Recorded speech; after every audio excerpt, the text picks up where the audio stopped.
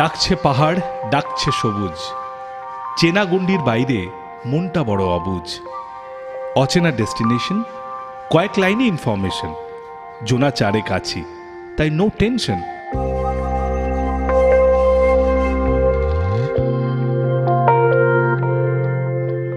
ব্রহ্মপুর থেকে রওনা দিয়েছি ঘণ্টা চারেক আগে। ইতিহাসের শহর ছাড়িয়ে অচেনা ভূগোলে গোল গোল উঠছি।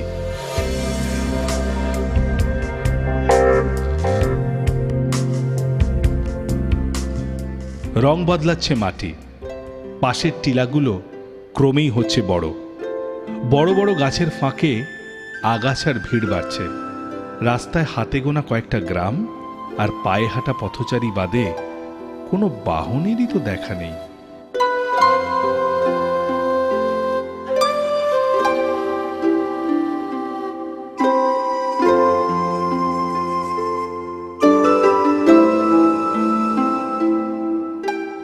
ব্যস্ততাকে পেছনে ফেলে এক নির্জন পাহাড়ে আমাদের 4টে দিন কাটবে।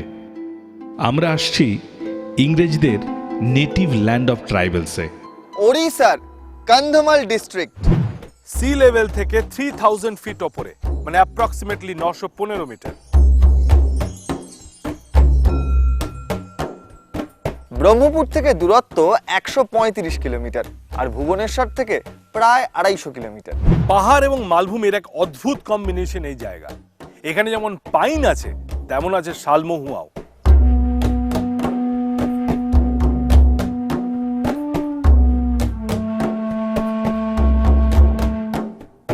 হাইট বেশি তাই গরম কম, মাঝে মাঝে তো শীতকালে টেম্পারেচার নামতে নামতে মাইনাসে চলে যায়। নীল আকাশ, সবুজ পাহাড়, দ্য কাশ্মীর অফ ওড়িশা, দারিংবাড়ি।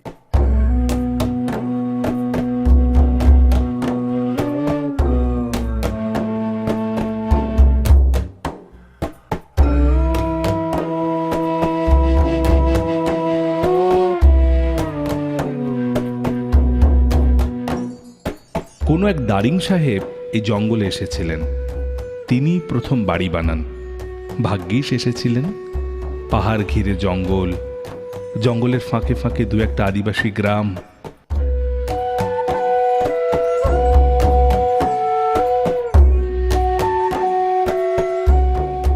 জনবসতির থেকে পাহাড়ি টিলার সংখ্যাই বেশি। এই কিছুদিন হলো দারিংবাড়ি ট্যুরিজমের লাইমলাইটে। উড়িষ্যার ভূস্বর্গে নৈসর্গিক চেহারা একদম অন্যরকম। আগুনে পলাশ এখানে শিমুলকেও হার মানায়। পাহাড়ি ঝর্ণায় ঝরে পড়ে লাল ঘোলা জল। পাহাড় জুড়ে আম কাঁঠালের জঙ্গল, কোনো দাবিদার নেই। জঙ্গলের বুক চিরে পিচকালো রাস্তায় কোনো চার চাকার দেখাই পাওয়া যায় না। এখনো বহু পাহাড়ে পা পড়েনি মানুষের। প্রকৃতি নিজের মতোই সাজিয়েছে তার বাড়িকে।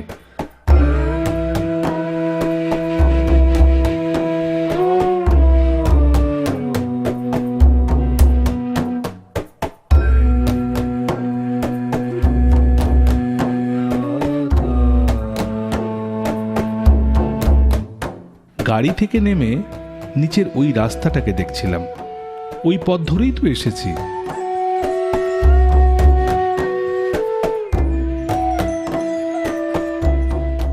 বাতাসে উঠছে বুনো ফুলের গন্ধ। আরে, এ তো আমাদের চেনা ভাট। কত নাম না জানা ফুলের দল ভিড়েছে পাহাড়ের গায়ে। নিচের সমতলে দু একটা ঘরবাড়ি, বাকিটা প্রকৃতির জন্য। একটা দারুণ জিনিস দেখেছিস, চারিদিকে লাল মাটি, কিন্তু পাহাড়গুলো অদ্ভুত সবুজ, তাই না? আমি ভাবছি অন্য কথা। আমরা না এর আগে ঠিক এরকম একটা জায়গায় গিয়েছিলাম। হ্যাঁ, অযোধ্যা পাহাড়ই তো দেখেছি। মনে পড়েছে, অযোধ্যা পাহাড় না? আর তোমার মনে আছে আমরা যখন ঘাটশিলা থেকে বুরুডি যাচ্ছিলাম, ওই জায়গাটা ঠিক এরকম ছিল। ঠিক। আর একটা মানে মজা দেখ, জঙ্গলের মাঝখানে, রাস্তার মাঝখানে এত সব ফলের গাছ, হ্যাঁ তাই না? আম, জাম, কাঁঠাল সব নিজে থেকেই হয়ে আছে, অথচ কেউ লাগায়নি গাছগুলো। ঠিক ঠিক, একদমই তাই।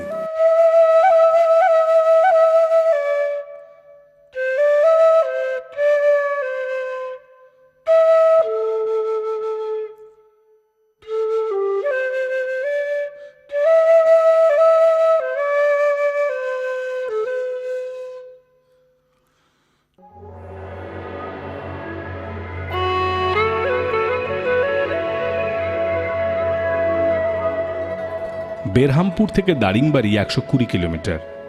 এখানে বেড়াতে এসে এটাই সবচাইতে মজার, পুরো পথটাই নিজের।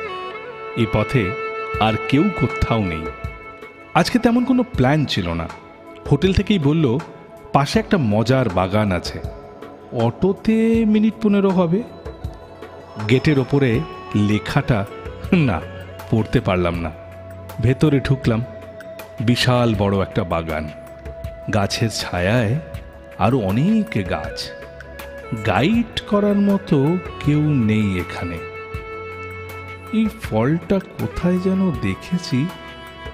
আরে এ তো কফি বাগান। লাইফে চা বাগান অনেক দেখেছি, কিন্তু কফি বাগানে দিস ইজ ফার্স্ট টাইম। দারিংবাড়ির কফি প্ল্যান্টেশন।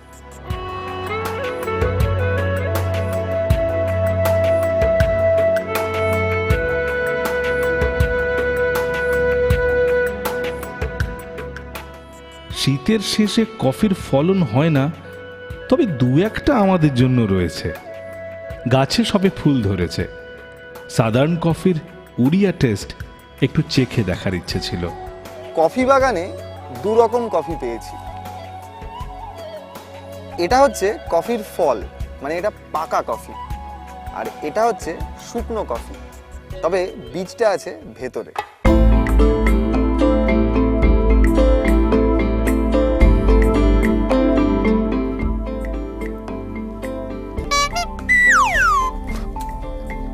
ভুলেই গেছিলাম, কফি তো রোস্ট না করলে টেস্ট আসে না।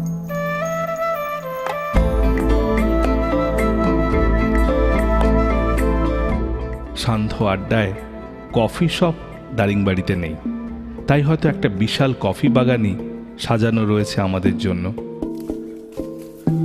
বিরাট এরিয়া জুড়ে এই প্ল্যান্টেশন, ওপরে গোলমরিচ আর নিচে coffee, coffee with black papers.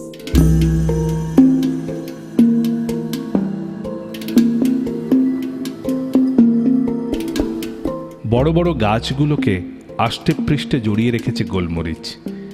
থোকা থোকা কাঁচা গোলমরিচে মুখ ঢেকেছে বাগান।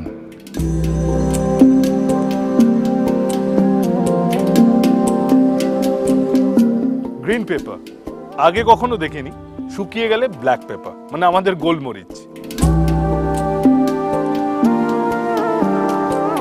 রান্নাঘরের চেনা গোলমরিচের এহেন চেহারা দেখে একটা কথাই মনে এলো, লঙ্কা যদি কাঁচা পাকা কিংবা গুঁড়োতে ঝাল বৃদ্ধি করে, তবে পেপার অনলি ব্ল্যাক।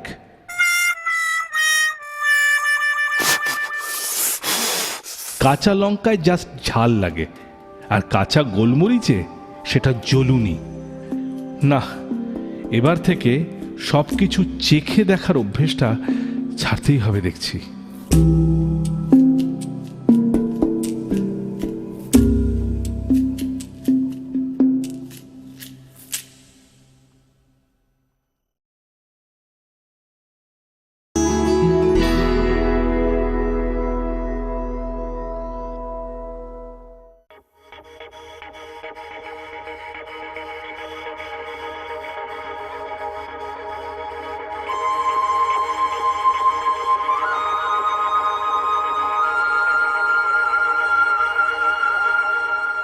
সকালে একটা লম্বা ট্যুর প্ল্যান করে আমরা বেরিয়ে পড়েছি। দারিংবাড়ির আধা পাহাড়ি রাস্তাগুলোতে আজ সারাদিন চক্কর দেব। তারই ফাঁকে ফাঁকে কটা সাইট সিনও আছে।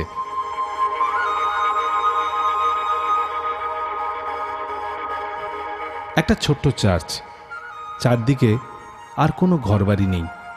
আসলে আদিবাসীদের এ জঙ্গলে প্রথমে সাহেবরা এসেছিল ধর্ম প্রচার করতে, তাই এখানে এরকম অনেক চার্চ আছে। ঝকঝকে রাস্তায় আমাদের গাড়ি ছুটছে। কাল সন্ধেবেলায় কমলেশ লোকাল বাজার থেকে ঘুরে এসে বলেছিল, এখানে দোকানে দোকানে চা পাওয়া যায় না রে, ভেজিটেবল স্যুপ পাওয়া যায়। আদিবাসীদের মধ্যে সাহেবি কালচারটা এখনো রয়ে গেছে। গল্প করতে করতে সেই ঝর্ণার কাছে এসে পড়েছি।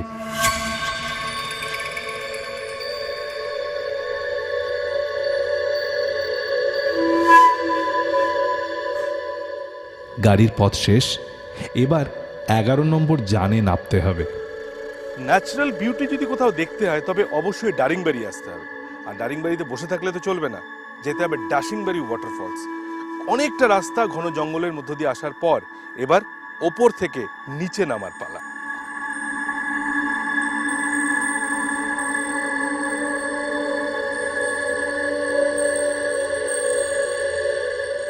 পাহাড়ি ঢালে রাস্তা নামছে, মাঝে মধ্যে সিঁড়িও আছে, তবে নামার গতিতে ব্রেক না দিলে গড়িয়ে কিন্তু সোজা ঝর্ণায়। রাস্তা একদম ফাঁকা, গাইড করবার কেউ কোথাও নেই, শুধু জলের শব্দটা শুনে বুঝতে পারছি ঝর্ণাটা কোথায়।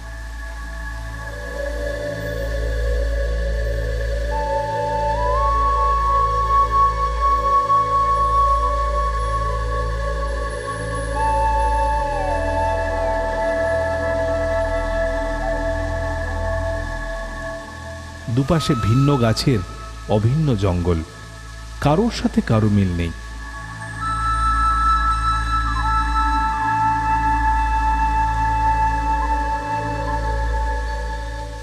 ঝর্ণার নাম ড্যাশিংবাড়ি। এটাও কি দারিং সাহেবের আবিষ্কার, কে জানে।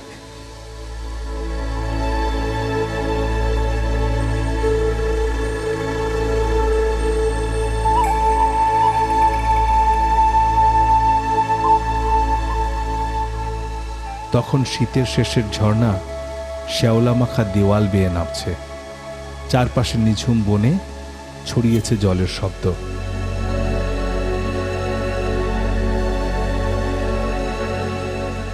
পাশের পাথর আর গাছগুলো শীত ঘুম কাটিয়ে একটু গা গরম করছে।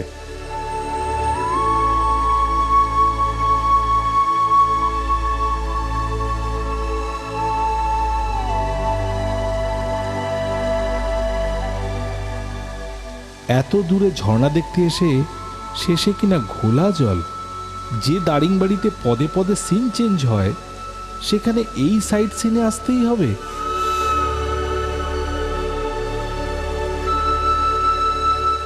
এই সেই ঝর্ণা? আরে জলের রং তো ঘোলা। ঘোলা হবে না? লাল মাটি ধুয়ে জল নামছে তো জলের রং তো ঘোলাই হবে। তবে ড্যাশিংবাড়ির ড্যাশিং লুক দেখতে হলে কিন্তু বর্ষায় আসতে হবে। ড্যাশিং বাড়িধারার সাথে মিশেছে লাল মাটি, পাহাড় চুঁইয়ে নামছে জল। বর্ষণ কম, তবে গর্জনের দাপট আছে। বসন্তের গুটি ধরেছে পাতার গায়ে। ঝর্ণার জলে সেও ভিজতে চায়। ঘোলা জলে নামলে পরে ঝর্ণাকেও ছুঁয়ে দেখা যায়, ভয়ের কিছু নেই।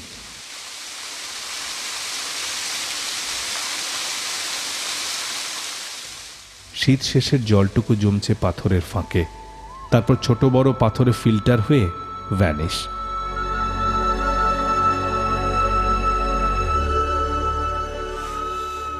আজ সারাটা দিন পথে পথেই কাটবে, তাই কমলেশকে বললাম, ঘোলা জলের ধোঁয়ায় রামধনু হয় না রে, চলে আয়।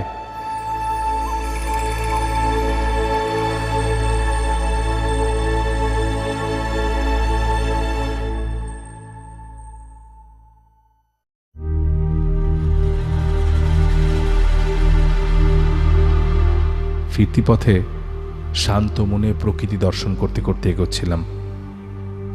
ব্যস্ত জীবনে হঠাৎ পাওয়া এই নির্জনতাকে তাড়িয়ে তাড়িয়ে উপভোগ করছিলাম। শহর নেই, হোটেল নেই, গাড়ি ঘোড়া, পলিউশন কিংবা জঙ্গলে বনভোজনের ভিড়, না তাও নেই। নেই বলেই শান্তিতে আছি। ভাবছিলাম প্লাস্টিক থার্মোকল ছড়ানো সভ্যতা এ জঙ্গলে যেন না আসে।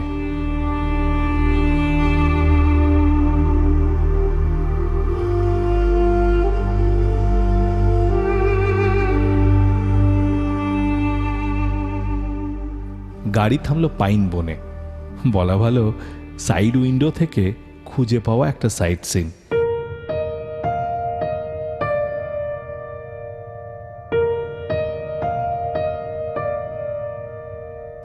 এক ঝাঁক পাইন দল বেঁধেছে এখানে। শালমহুয়ার দেশে দিব্যি আছে ওরা। গাছের ছায়ায় বাসা বেঁধেছে উই পোকার দল, আর গঙ্গা ফড়িং রং বদলাচ্ছে বাকলের আড়ালে। ঘর সাজানোর ছোট্ট উপহার ঝরেছে গাছের তলায়।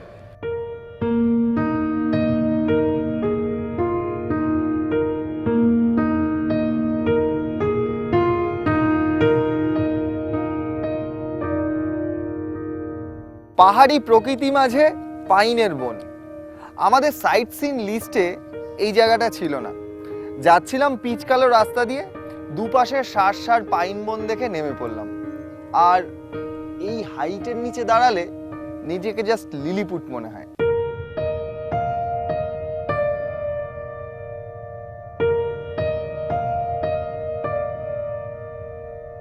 অনেকক্ষণ বাদে দূরে কারোর জন্য একটা দেখা পেলাম।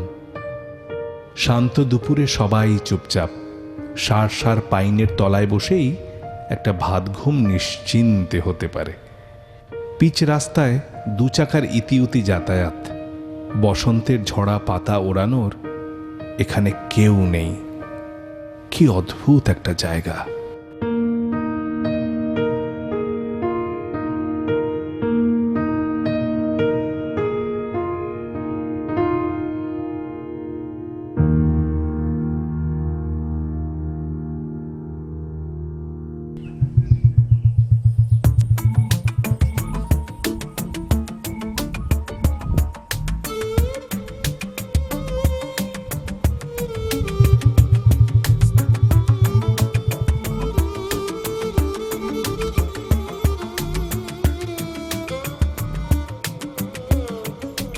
এ পাহাড়ে মানুষজন খুব কম, অথচ এক ঝাঁক এমু আছে। প্রথমে বিশ্বাসই করিনি, পরে দেখলাম একটা মস্ত এমু ফার্ম। তারের জালের ওপারে ওরা থাকে ওধারে। দুপুরের খাওয়া দাওয়া সেরে কেউ ঝিমোচ্ছে, কেউ বা পায়চারি করছে। আর আমাদের ক্যামেরা দেখে দু একটা এমু হঠাৎ করে যেন চুমু খেয়ে গেল।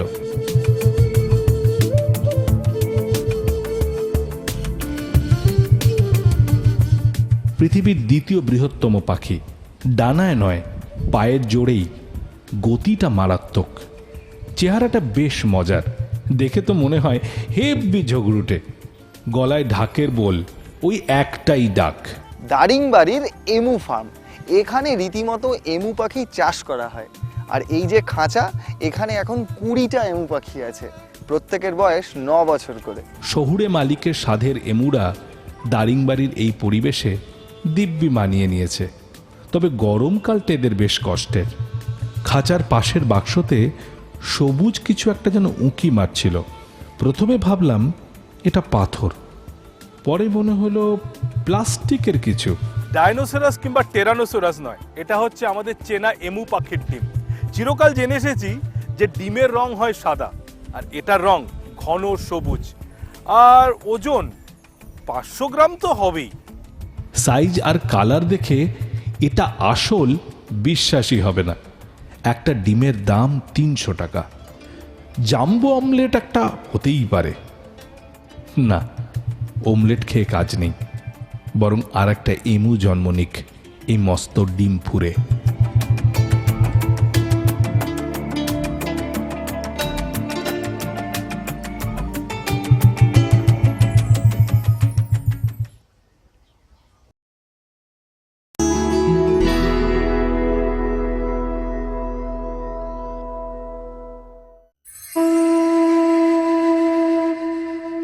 যাচ্ছি দারিংবাড়ির লাভার্স পয়েন্ট। প্রথমে ভাবলাম ওখানে গিয়ে কি করব, পরে ভাবলাম নামে কি এসে যায়, গিয়ে তো দেখি।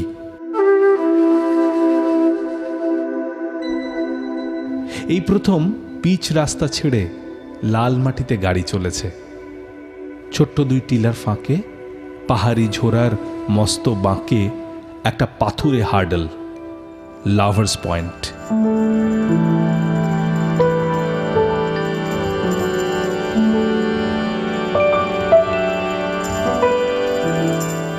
পাথর আর জলের ব্যালে আর ব্যালেন্স দেখতে দিব্যি কাটবে সময়।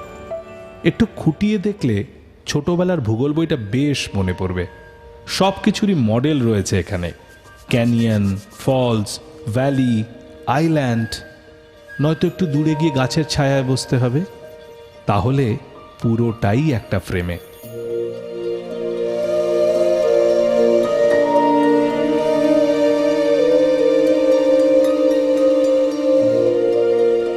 দারিংবাড়ির লাভার্স পয়েন্ট জায়গাটার মধ্যে না একটা প্রেম প্রেম ব্যাপার আছে। তার মানে এই নয় যারা সিঙ্গেল তারা এখানে আসতে পারবে না, আসাই যায়।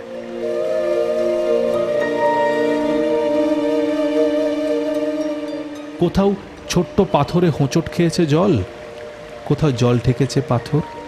ঝরা পাতার ঠিকানা খোঁজে হালকা স্রোতে, দমকা হাওয়া কলকা বনে জলের ওপর।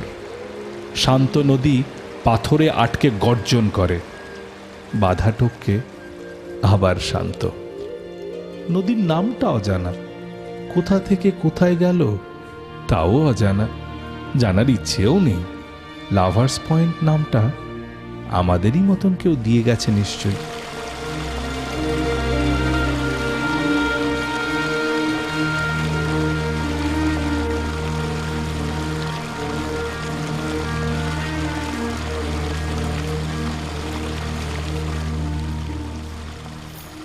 ফাটল গড়িয়ে নামছে জল, নিজের মতন পথ করেছে সে। পাথর তাকে আটকাতে পারেনি, শুধু একটা ন্যাচারাল লুক দিয়েছে এই লাভিং পয়েন্টে। চারপাশে পাহাড়ে ঘেরা একটা জলের কুণ্ড, দূর থেকে পাহাড়ি ঝোড়া এঁকে বেঁকে এগিয়ে এসে মনে হচ্ছে যেন এই পাথরের খাঁজে পুরো আটকে গেছে। এটা ডেফিনেটলি নেচার্স লাভারদেরও একটা লাভিং পয়েন্ট।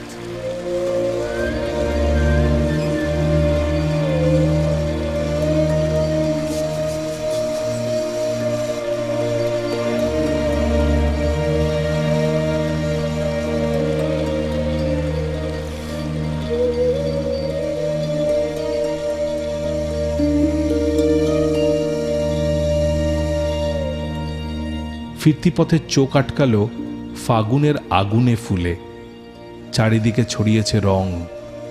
লাল মাটি থেকে কতই না রং শুষেছে, সেই রঙেই তো রঙিন পৃথিবী। বাংলা, বিহার, উড়িষ্যা যেখানেই হোক বসন্তের পলাশ একই রকম ভাবে আগুন ঝরায়। তবে হাতের নাগালে পলাশ, সেটা মনে হয় দারিংবাড়িতেই সম্ভব।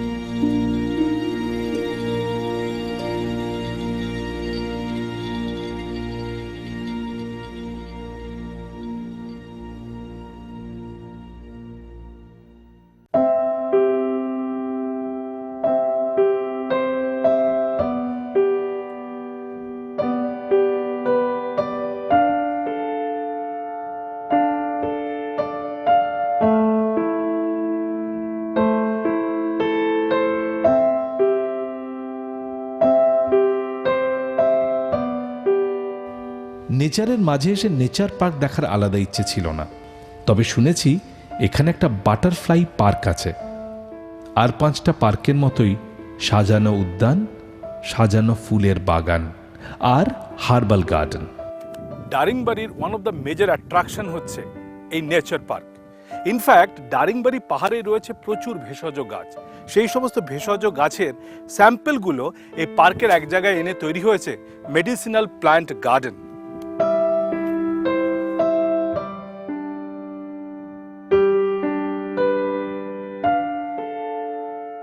প্রকৃতির তৈরি সবুজ পাহাড়ের মাঝে রং বেরঙের ফুলের মেলা।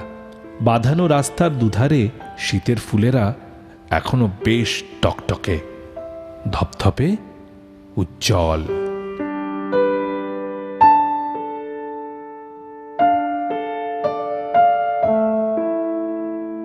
কোনো ব্যস্ত শহরে এমন একটা পার্ক থাকলে ভিড়ও থাকতো চোখে পড়ার মতো, কিন্তু জায়গাটা তো দারিংবাড়ি।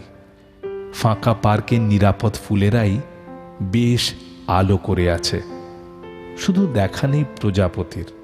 আগেই শুনেছিলাম দারিংবাড়ি নেচার পার্কের মধ্যে একটা বাটারফ্লাই পার্ক আছে। আমার ধারণা হয়েছিল এখানে মনে হয় বিভিন্ন রকমের প্রজাপতি নেটে আটকানো। ধারণাটা একদম ভুল। এখানে একটা বিশাল জায়গা নিয়ে রং বেরঙের ফুলের বাগান। আর এই দারিংবাড়ির যে পাশের পাহাড়গুলো, সেখান থেকে বিভিন্ন রং বেরঙের প্রজাপতি সকালবেলায় চলে আসে ফুলের মধু খেতে। তবে হ্যাঁ, রোদ উঠলে কিংবা গরম পড়লে তাদের আর দেখা যায় না। কাল সকালে যদি একবার সময় পাই তবে নিশ্চয়ই আসবো প্রজাপতি দেখতে।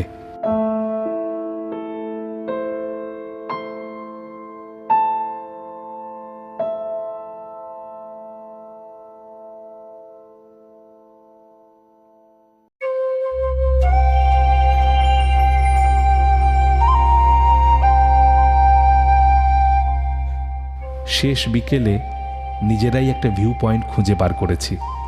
ছোটবেলায় সবচেয়ে সহজ ছিল ড্রয়িং খাতায় পাহাড় আঁকা।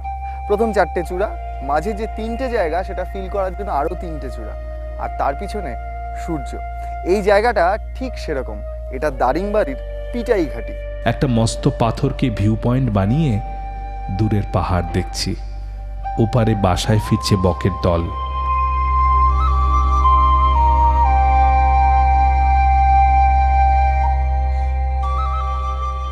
Kashmir of Orissa, one of the tourist spot, Daringbari Sunset Point.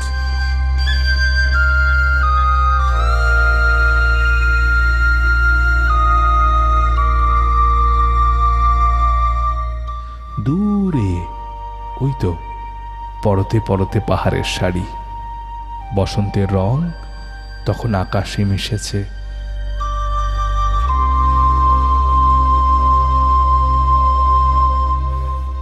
দিনের শেষ আলো গায়ে মেখে একটা কথাই ভাবছিলাম, দারিংবাড়ি এমনটাই থাকুক, আদিবাসী আর প্রকৃতির হাতে, ঠিক যেমনটা আছে।